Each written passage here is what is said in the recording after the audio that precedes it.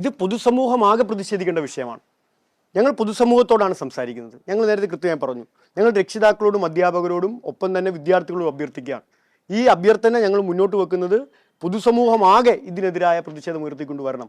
അധ്യാപകർക്ക് പാദപൂജ എന്ന പേരിൽ അവരിപ്പോൾ ഞാൻ കാണിച്ചല്ലോ, തെളിവ് സഹിതമാണല്ലോ ഞാൻ കാണിച്ചത്. ഈ നിലയിലുള്ള കാര്യങ്ങളാണ് നമ്മുടെ സ്കൂളുകൾ നടത്തുന്നത്. ശക്തമായ പ്രതിഷേധം കേരളത്തിലെ പൊതുസമൂഹത്തിൽ നിന്ന് പുരോഗമനവാദികളായ, മതനിരപേക്ഷവാദികളായ, മതവിശ്വാസികളായ, ഞാൻ അതും എടുത്തു പറയുന്നു. നിങ്ങൾ മതവിശ്വാസികളെ ഒന്നും അണ്ടർ എസ്റ്റിമേറ്റ് ചെയ്ത് കളയരുത്. RSSനോടെയാണ് ഞാൻ പറയുന്നത്. RSS മതവിശ്വാസികളെ അണ്ടർ എസ്റ്റിമേറ്റ് ചെയ്യരുത്. മതവിശ്വാസം ഏറ്റവും പവിത്രമായി സൂക്ഷിക്കുന്ന മനുഷ്യർ ഈ കേരളത്തിനകത്തുണ്ട്. എല്ലാ മതത്തിൽപ്പെട്ടവരുമുണ്ട്. അവരെല്ലാവരും വിശ്വാസികളുണ്ട്. ആ വിശ്വാസികളെല്ലാം സ്വന്തം മതവിശ്വാസത്തെ ചേർത്ത് പിടിക്കുമ്പോഴും അവരുടെ മതവിശ്വാസത്തിന് ഏറെ ബഹുമാനം കൊടുക്കുന്നവരാണ് കേരളത്തിലെ. അതാണ് കേരളത്തിൻ്റെ പ്രത്യേകത.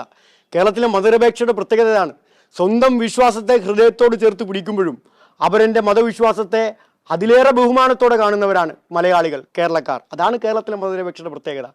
കേരളത്തിലെ പൊതുവിദ്യാലയത്തിൻ്റെ പ്രത്യേകത എന്താണെന്ന് ചോദിച്ചാൽ, ഒരാചാരത്തിനും ഒരു മതവിശ്വാസത്തിനും എതിരല്ല കേരളത്തിലെ പൊതുവിദ്യാഭ്യാസ സ്ഥാപനങ്ങൾ.